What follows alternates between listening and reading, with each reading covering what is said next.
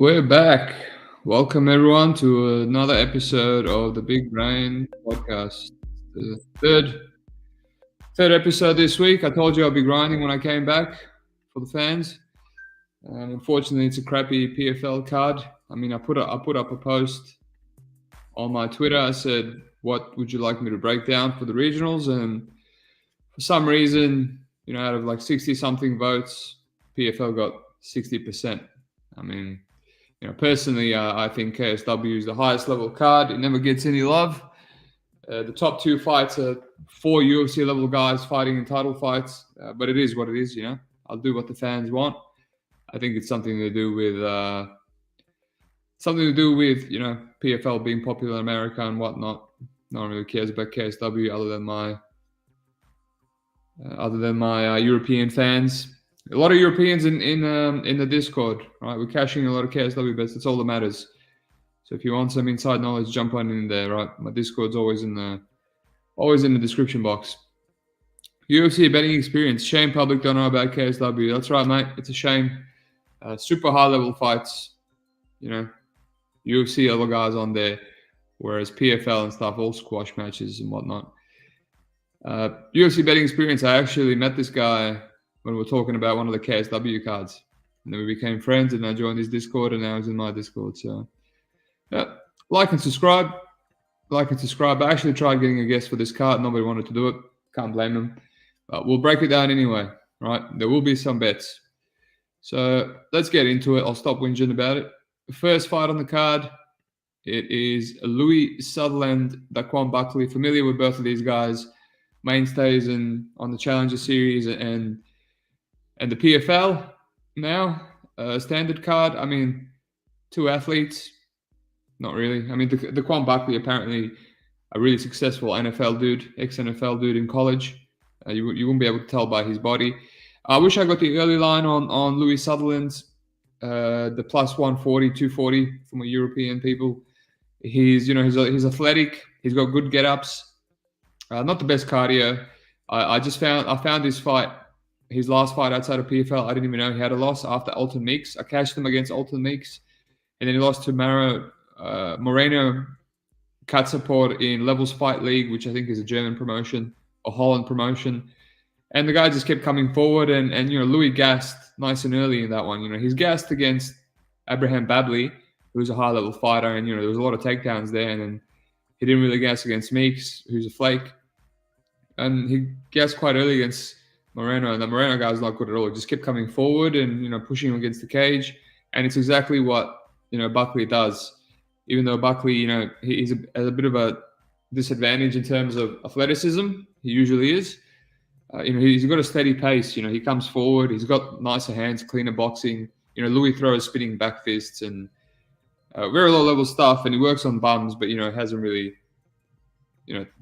2 out of his 3 fights. He's only got 1 knockout in the last 3 fights, is what I'm trying to say. Doesn't really work on a high level. So yeah, now that it's a pick'em, it's and with Daquan Buckley's weight miss, the dude is fat as fuck. 277 pounds.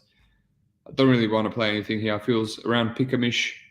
I'd rather play Buckley because I know he's not going to gas, but who knows? Maybe he will gas, like with this weight miss. Who knows what kind of shape he's in. I kind of like to go the distance, plus 240. Like I said, Louis, last 2 out of 3 of his fights went to the decision, and Buckley's quite durable. The only time he was finished is when Heideman subbed him. We will talk about later on the main card.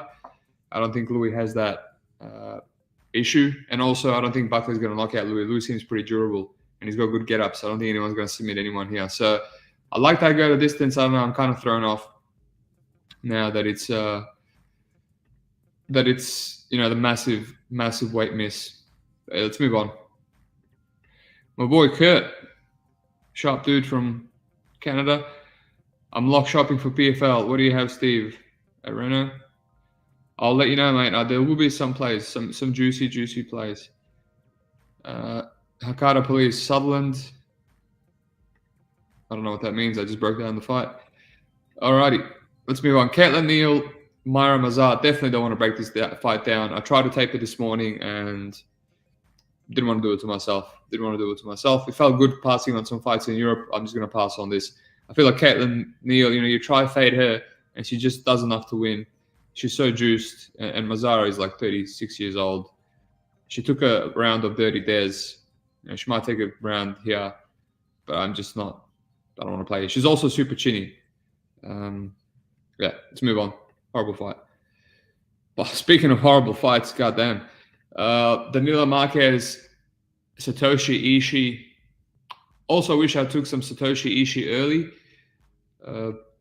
I didn't because, he just seemed like a horrible, horrible fight. Hakata Police, you don't have to rewind, mate. And I don't need to apologize either. I'll tell you. It was a pass fight. It was a dogger pass on Sutherland early. And now it's a pick 'em, so I'm just passing, especially with the weight miss. I'd rather play, I would have played the Quan at pick 'em, but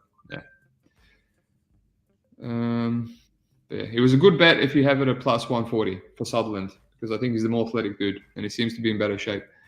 Alrighty, back to this. Danilo Marquez, Satoshi Ishii. Yeah, I didn't play Ishii at slight dog because, it just felt like a horrible fight. And, now it's a pick 'em. And, the main thing here was, will he get subbed? And he's never been subbed. He's a judo guy. And it just, and Danilo is gassy, he's chinny. And if he can't sub people, his fights turn into just horrible, horrible gas fests. And, it makes sense. He can't finish. Satoshi Ishii can potentially grind him out. You watch him fight, other chinny dudes like, what's his name now? He's also in PFL. Stuart Austin. And they're against the cage for 3 rounds, and he still loses that fight. Right? So, Stuart Austin is also chinny. I don't think Marquez is as chinny. Yeah, just a horrible fight. Horrible fight. It's going to be a lot of clinching. Danilo Marquez in his career, after the UFC, he's just an expert of having horrible, horrible fights, other than the time he got sparked in the last one. So another pass for me. Maybe go the distance. Yeah, who knows? Cool. All right, so this one right here. Nate Kelly, Diamond Nelson. First time looking at Nelson. He's essentially just a boxer. He's got decent hands. A bit of a salty record. He's fighting okay guys, not the best. Sometimes he's competitive. He's been finished. He's got an issue with the ground game. He's been rear naked choked in the second last fight. And he usually gets taken down. He's got decent get-ups, but that's why he loses, and he ends up being competitive on the feet. I'm surprised Nate Kelly is not more juiced with all the hype on him. I think he's finished better guys than Damian Nelson. I mean, Ben Ellis is a decent dude. Ran through him with a rear naked choke. Zachary Hicks is decent, 8-4 at the time. Scott Patterson, mainstay in Cage Warriors. Shamrock is actually a dude that I just take properly now for the last Octagon, and he won Rio round 1 sub. He's like 8-1 now. Really good ground game. And, Kelly ran through him in round 1. So I'm surprised it's not more juicy. I had Kelly as a parlay piece this whole time, and I can't find anyone to parlay him with. So I'm still doing my regional tape in UFC. Maybe Kurt. You're looking for locks, Kurt? I reckon Kelly could be a lock. I know some people, in the Discord are fading him. I don't know. I don't see it. I think he's live for a sub. Sub plus money is something I might sprinkle. There's a lot of sprinkles I like on this card. I might do it for a third of a unit, $500. So I'm not like watching them all happen and regretting it. And if I lose, it's just $500. I might treat this like a contender series card. So yeah, Nate Kelly, he should get a sub, rear naked, any kind of sub he wants. On the feet, it's competitive though. Damon's got good, unless Kelly blitzes him. So hopefully he just grapples here. Alrighty, we're smashing through this card, which is a good thing. Marina Magomedkerimova versus Amber Ladbrook. Now, there's got to be some value on this fight. It's Marina's underwhelming. She went to a split with Abigail Montez recently, and Ladbrook's got all the finishing upside. Not all the finishing upside, but she's a big girl with power, KO power. She won her debut as a massive underdog. Not a massive, slight underdog against Marina Jadrova. But I think she's got issues with her chin. And, she's been submitted by bloody Jessica Borga in the first round in 2019, which I can't find. She's been finishing literally all her losses. I think she's got some durability issues. But while she's fighting, before she gets finished. She's very competitive, against some good fighters in Bellator. She beat Janae Harding.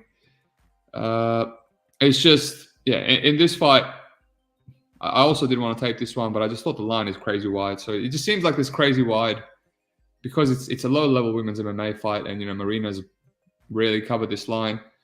But there's not much footage of someone like Marina's style constantly shooting for takedowns. I feel like Amber can keep it competitive if she maybe gets a couple of big moments on the feet, and then Marina will keep shooting. She's got the cardio to shoot for 3 rounds, and I don't know. It's just no hot takes here. Amber by KO if you want to play it. But she's already a big dog, so maybe just don't get cheeky with it. I can't get a good read. Can't get a good read, and I don't want to lose money, trying to fade. Alrighty, this fight. Dennis Goltz versus Jordan Heideman. So we spoke about Heideman before. I played him as a pick'em against Buckley in the first fight in LFA when a ton of money came in on Buckley. I think they all saw the Heideman was chinny. I just faded the public, and I faded the athleticism. The athleticism aspect of Buckley and the ground game.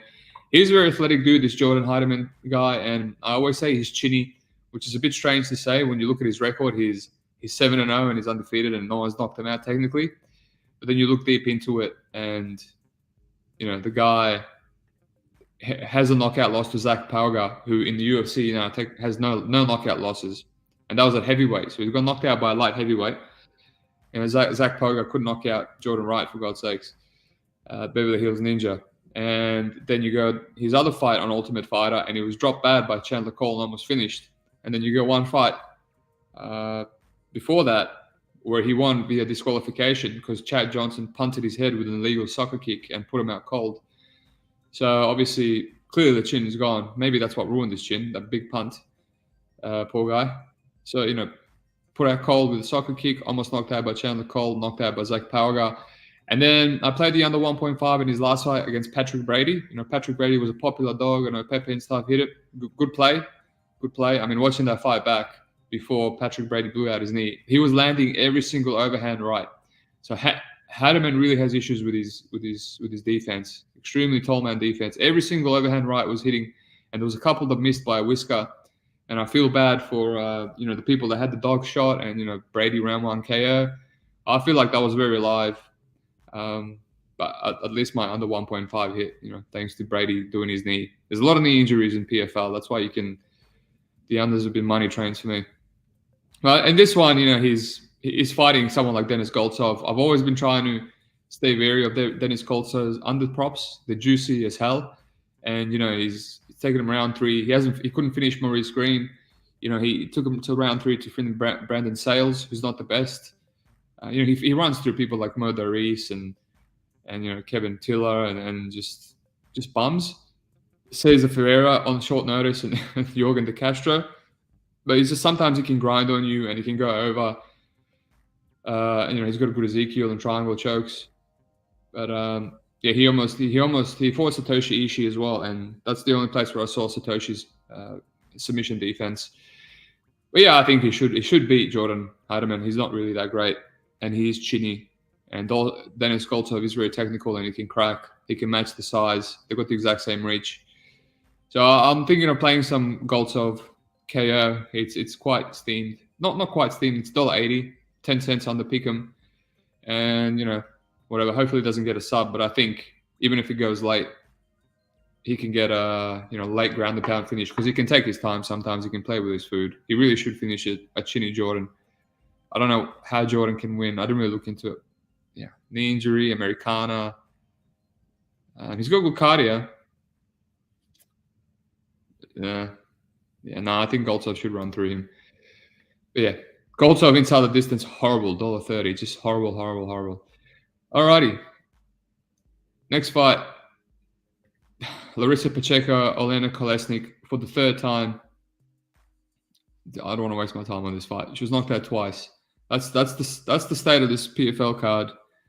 And 60% of people voted for me to break down this card. That's what the fans wanted. And here we are.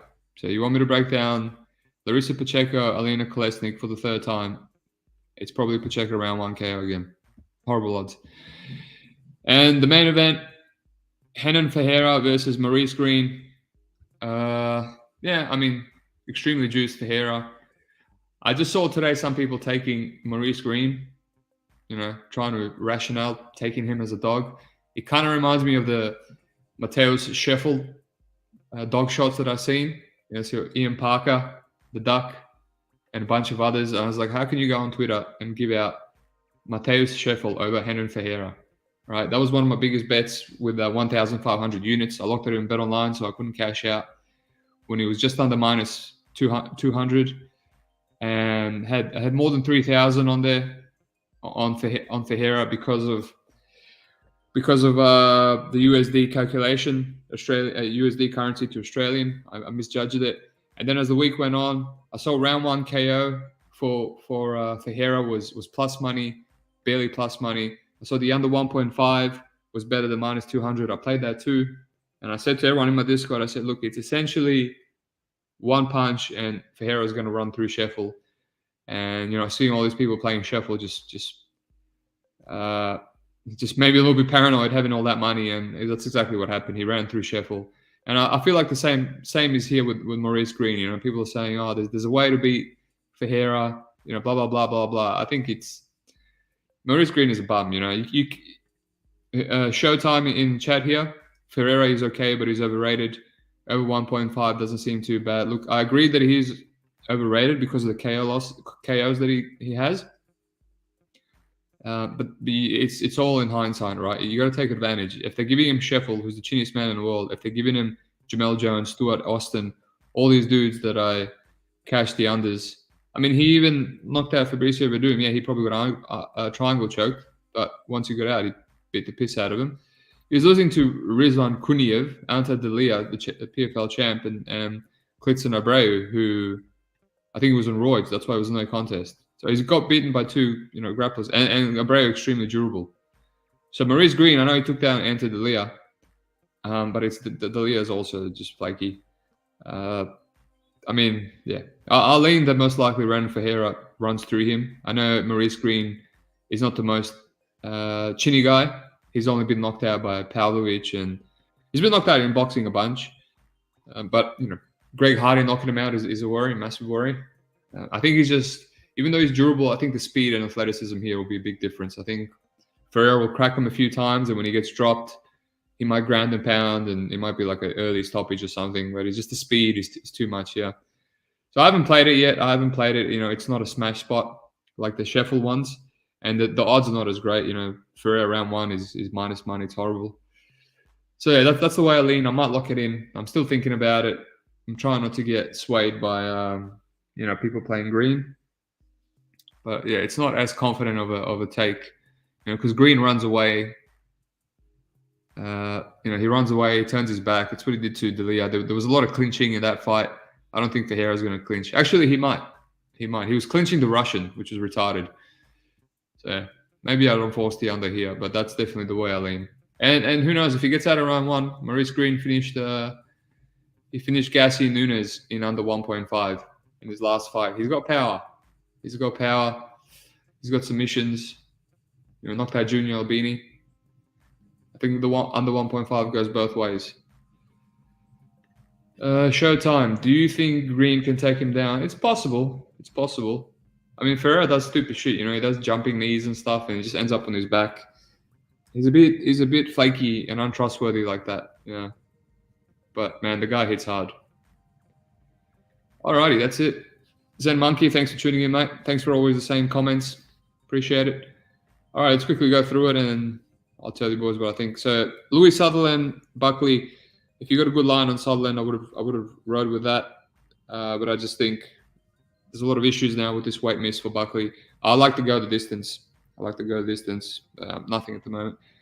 Caitlin Neal pass. Marquez Ishii pass. I like Kelly.